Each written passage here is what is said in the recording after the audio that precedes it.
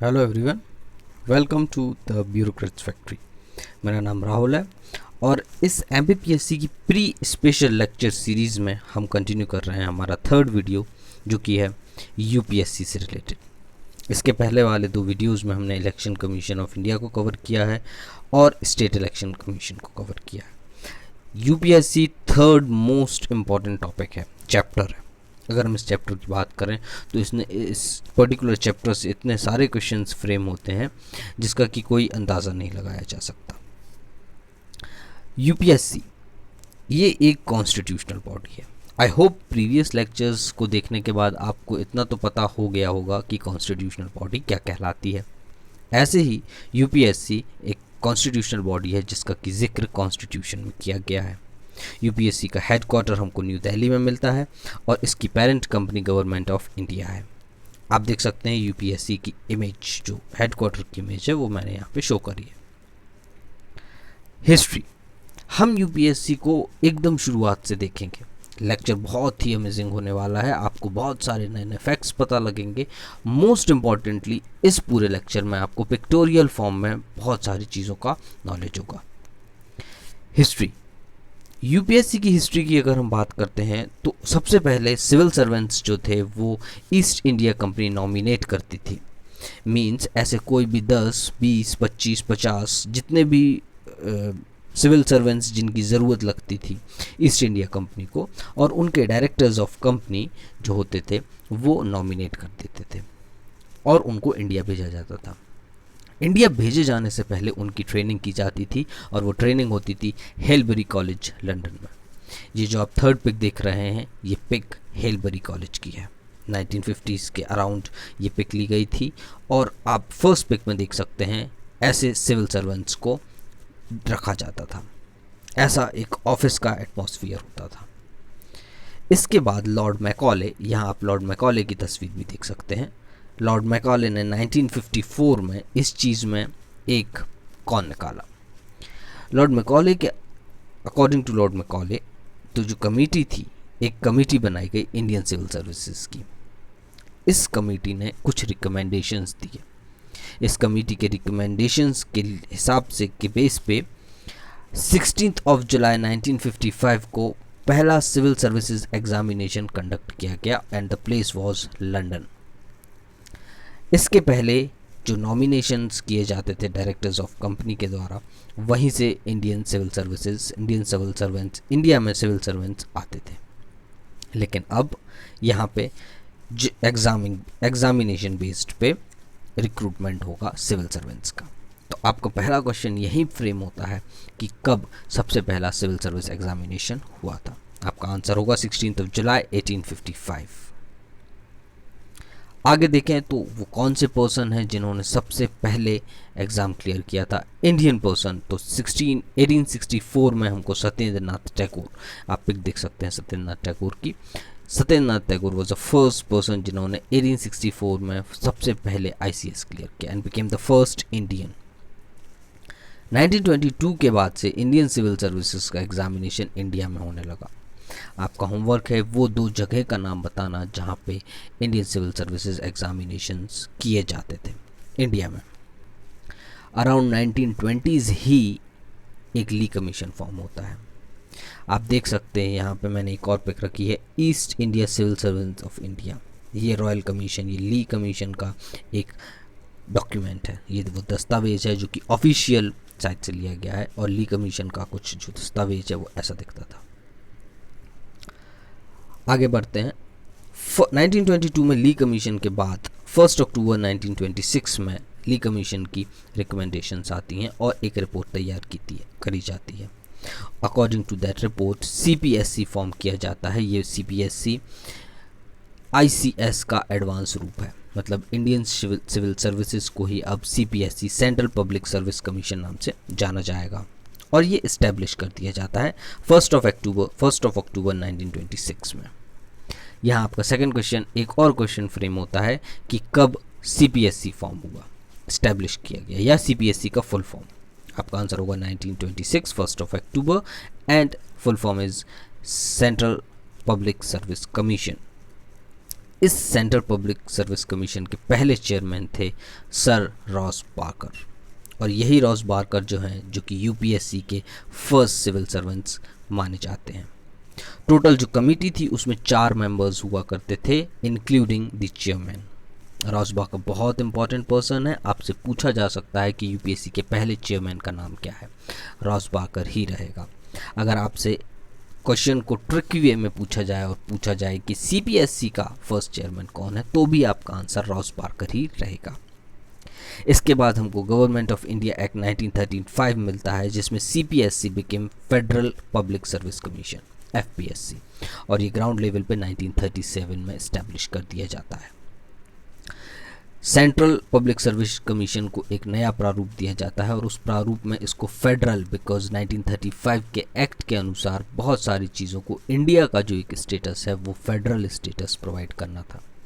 इसी वजह से इसको federal public service commission tag कर दिया जाता है। फाइनली आफ्टर और इंडिपेंडेंस 1947 के बाद 26 जनवरी 1950 में जब कॉन्स्टिट्यूशन बन के पूरी तरह तैयार होता है, तब एफपीएससी अपना लास्ट कन्वर्जन में आता है, और अब वो कहलाया जाएगा यूपीएससी, क्योंकि अब एफपीएससी फेडरल जैसा कोई स्ट्रक्चर इंडिया में नहीं रहा।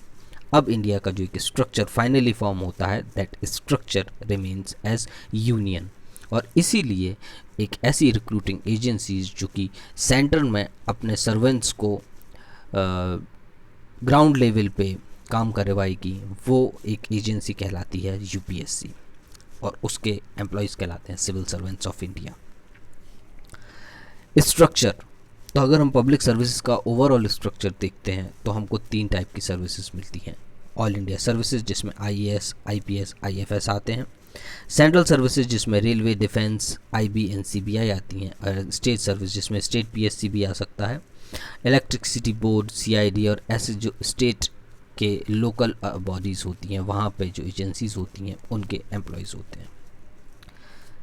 आर्टिकल 312 अगेन बहुत इंपॉर्टेंट है आपके लिए, आपसे डायरेक्टली पूछा जा सकता है आर्टिकल 312 में क्या स्टेट किया गया है, या फिर आपको स्टेटमेंट दिया जा सकता है और फिर पूछा जा सकता है कि ये स्टेटमेंट किस आर्टिकल के लिए है। Article 312 creation of all India services की बात करता है, और यही बहुत इंपॉर्टेंट फैक्ट है कि ऑल इंडिया सर्विसेज राज्यसभा बनाएगी। ऑल इंडिया सर्विसेज का रेजोल्यूशन जो सपोर्ट होगा वो राज्यसभा में होगा, जिसमें 2/3 majority of present and voting चाहिए पड़ेगी, that too in national interest. इसका मतलब है राज्य के इंटरेस्ट में, राष्ट्र के इंटरेस्ट में, राष्ट्र के हित में ऐसी कोई भी चीज़, ऐसी कोई भी सर्विसेज को अगर इंक्लूड करना है, वो इंक्लूड करने का जो श्रेय रहेगा, जो इंक्लूड करने का एक रेजोल्यूशन पास रहेगा, वो राज्यसभा के थ्रू आएगा। और वो इसी पर्पस से, इसी बात से Rajya Sabha can create 1 and more such all India services in India. Article 312 का सब क्लॉज 2 कहता है that type of all India services. हमारे यहाँ 2 बेसिकली सर्विसेज थी शुरू में जब हम आज़ाद हुए। 1947 के अराउंड इंडियन सिविल सर्विसेज ने ट्रांजिशन लिया और वो आईएएस कहलाने लगा, और ऐसे ही आईपी हुआ करता था पहले 1947 के पहले, और आईपी 1947 में जब कॉन्स्टिट्यूशन बन चुका था उसके बाद आईपीएस कहलाने लगा।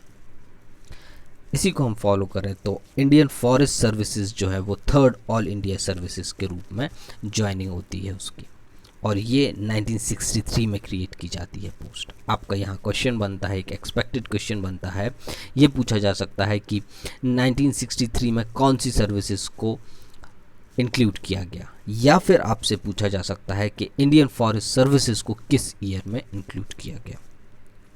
एक्ट का नाम भी पूछा जा सकता है, तो 1951 का ऑल इंडिया सर्विसेज एक्ट, और ये act came into force in 1966।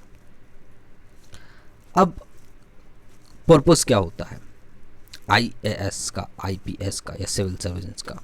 तो ये कंट्रोल किए जाते हैं सेंट्रल के द्वारा, बिकॉज यूपीएससी यूनियन अथॉरिटी है, एक यूनियन, तो इनका हाईएस्ट अथॉरिटी जो होती है डेलीगेशन की, रिस्पॉन्सिबिलिटी की, वो यूनियन प्रोवाइड करता है। और ये काम करते हैं स्टेट गवर्नमेंट के अंदर, जिसमें कैडर्स आते हैं, कोई भी एक XYZ सिविल सर्वेंट्स सिलेक्ट होके अपना कैडर चूज करता है। इसी तरह अल्टीमेट कंट्रोल सेंट्रल गवर्नमेंट के हाथ में होता है, वेयर एज इमीडिएट कंट्रोल जहाँ पे ग्राउंड लेवल पे वो काम करेंगे वो स्टेट में लाया होता है। It vested in state. चूँकि हमने कैडर्स की बात करी है, देयर आर टोटल 25 कैडर्स। ये 25 कैडर्स में 23 कैडर्स जो हैं आपके रिस्पेक्टिव स्टेट्स के आते हैं। आप इनमें से स्टेट्स के नाम कमेंट बॉक्स में मेंशन करिएगा।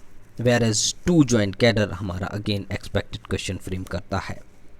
First Meghalaya and Assam, and second Arunachal Pradesh, Goa, Mizoram and UTs. ये कंबाइंड आप कह सकते हैं, अरुणाचल प्रदेश, गोवा, मिजोरम एंड यूटीज। ये हमारा एक कंबाइंड जॉइंट कैडर बनता है, और दूसरा M और A मेघालय एंड असम, ये 2 जॉइंट कैडर बनते हैं। कुछ एक्स्ट्रा शॉर्ट्स की हम बात करते हैं, standard high order thinking skills. तो 21 अप्रैल ऑब्जर्व किया जाता है सिविल सर्विस डे के लिए। आप यहाँ पे एक ऑफिशियल दस्तावेज देख सकते हैं, एक ऑफिशियल डॉक्यूमेंट देख सकते हैं जिसमें ये मेंशन किया गया है that 21 April will be celebrated as civil services day. Sardar Patel को, वल्लभ भाई पटेल सर को कंसीडर किया जाता है father of all India services. और यहाँ पे अगर आप देखेंगे इसी डॉक्यूमेंट में तो एक बहुत इंपॉर्टेंट लाइन लिखी है जो कि मैंने अलग से भी मेंशन करी है, that civil servants are referred them as steel frame of India. यहाँ पे सरदार वल्लभ भाई पटेल ने रेफ़र किया है कि इंडिया के जो सिविल सर्वेंट्स हैं वो steel frame of India consider किए जाएंगे। ये इंडिया को फ्रेम करने में जो एक बेस प्रोवाइड करेगा, एक स्टील का वेरी स्ट्रॉन्ग बेस प्रोवाइड करेगा, ये हमारे सिविल सर्वेंट्स होंगे। Thank you everyone, I hope आपको लेक्चर पसंद आया होगा। ये हमारे यूपीएससी का पार्ट 1 लेक्चर था। इसके आगे का जो लेक्चर होगा उसमें हम कॉन्स्टिट्यूशनल प्रोविजंस और बाकी सारे compositions as well as removal और बाकी एक्स्ट्रा स्टफ की बात करेंगे, जो कि अगेन बहुत इंपॉर्टेंट है आपके एग्ज़ाम पर्सपेक्टिव से। ये आपकी इंट्रोडक्टरी डिटेल्स थी। आई होप आप सभी को लेक्चर पसंद आया होगा। प्लीज़ इसे लाइक करें, शेयर करें एंड सब्सक्राइब करें ब्यूरोक्रेट्स फैक्ट्री। Thank you.